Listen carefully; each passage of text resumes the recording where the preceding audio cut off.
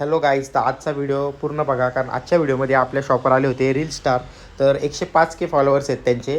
तर मी तुम्हाला दाखवलंच की कोण होते ते आणि का आले होते. तर आपण शुक्रवारचा बाजार असल्यामुळं आज शॉपवर यायला निघालो. सकाळी जरा लेट शॉप ओपन केलं, तर मग शॉप ओपन केलं, पहिलं दुकानाच्या मी पाया पडतो आणि मग पूर्ण कामाला सुरुवात करतो. रात्रीच मी सर्व आवरून जातो, त्याच्यामुळे सकाळी मला जास्त काय आवरायला लागत नाही, फक्त सेटअप लावावा लागतो. मग आपण आत्ता आपला तेलाचा डब्बा फोडला, कारण की आपलं तेल संपलं होतं.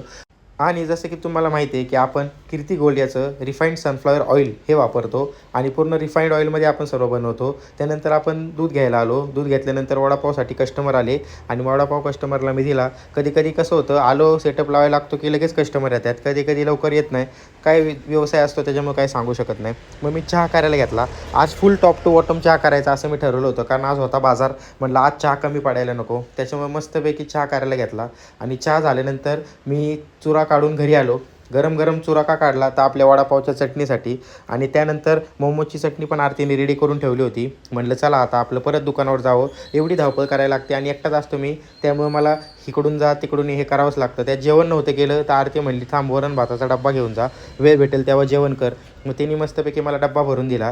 5 वाजून 10 मिनिटांनी मी डब्बा घेऊन परत दुकानावर यायला निघालो, कारण की मी आलतो चटणी करायला घरी. दुकानावर आलो, आल्यानंतर कस्टमर तर चालू झाले, वरण भात कसला खायला मिळतोय. त्यानंतर चहा पण द्यायला सुरुवात केली, कारण की चहाचे कस्टमर पण यायला सुरुवात झाली. आणि आपल्याला आता जायचं होतं बाजारात. 5:30 वाजले होते, त्याच्यामुळे मी चहा घेऊन निघालो बाजारात जायला. शुक्रवार असल्यावर चहा द्यायला आपण 2 वेळा बाजारात येतो. आणि आपल्याकडे जे रील स्टार आले होते त्यांचं नाव होतं प्रदीप नरवटे, आणि त्यांना कॉमेडी कंटेंट बनवायचा होता, त्यासाठी ते आपल्या शॉपवर आले होते.